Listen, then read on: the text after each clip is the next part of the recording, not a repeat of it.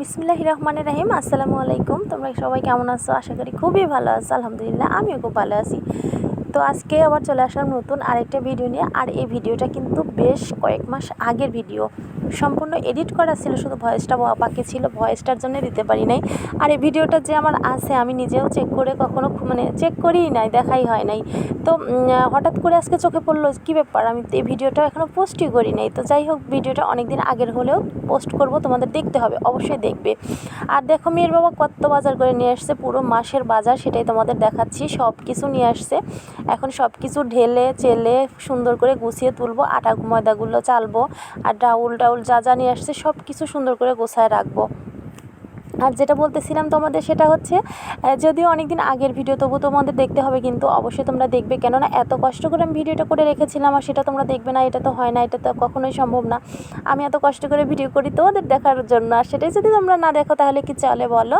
দেখতেই হবে তোমাদের। তো যাই হোক, এরকম কাজ করতে কিন্তু ভীষণ ভালো লাগে। আর এটা হচ্ছে তোমরা অবশ্যই বুঝতে পারবে দেখে যে কিছু মাস আগের ভিডিও, কেননা তখন ছোটো মেয়ের চুলটা ছিল অনেক বড় বড়, আর এখন ছোটো মেয়ের তো চুল নাই, নেড়া করে দিছি। তো যাই হোক, ভীষণ খুশি লাগতেছে যে একদিনের ভিডিওটা হয়ে গেল, আর ভিডিওটা পোস্ট করি নাই, মানে ভয়েসটা দেওয়ার কারণে হয়তো বা পোস্ট করা হয় নাই। তো ভয়েসটা আজকে সুন্দর করে দিয়ে দিলাম, যেহেতু আর একটা ভিডিও এডিট করলাম, তো সেক্ষেত্রে ওই সুযোগে ভাবলাম যে আজকের এটা ভয়েসটাও দিয়ে দিই। আর চিনি দেখো, এক কোটা চিনি ঢালে ফেললাম, চিনি ছিল তার, তবুও চিনিটা বেশি লাগে, সে কারণে চিনি নিয়ে আসছে।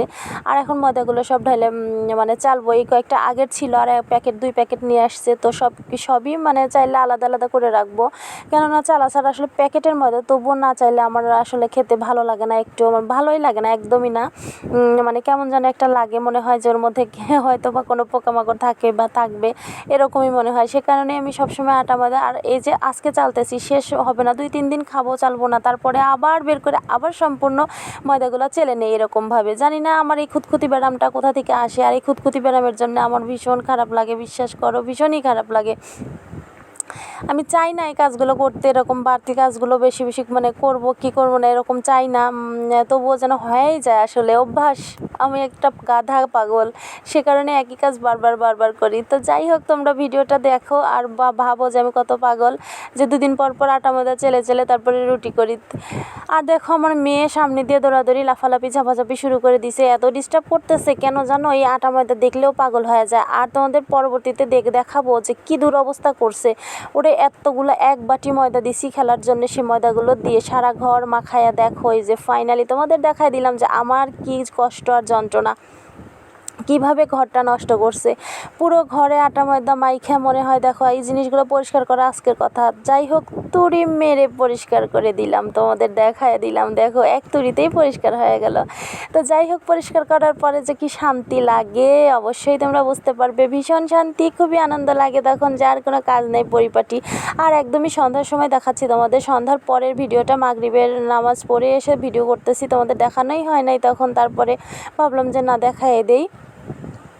যাই হোক, সুন্দর লাগতেছে, এটাই হচ্ছে সবচেয়ে বড় কথা। ভালো হয়ে গেছে, ভালো করে পরিষ্কার করতে পারছি, তাড়াতাড়ি পরিষ্কার করতে পারছি, তাড়াতাড়ি গোসল দিতে পারছি, রাত হয় নাই, কেননা এগুলো কাজ করতে আমার বেশিরভাগ সময় রাত হয়ে যায়, সব কিছু সামলায় কাজ শেষ করতে। আজকে রাত হয় নাই, তো আজকে রাত্রে বাইরে যাওয়ার প্ল্যান ছিল বলেই হয়তো তাড়াতাড়ি হয়েছে।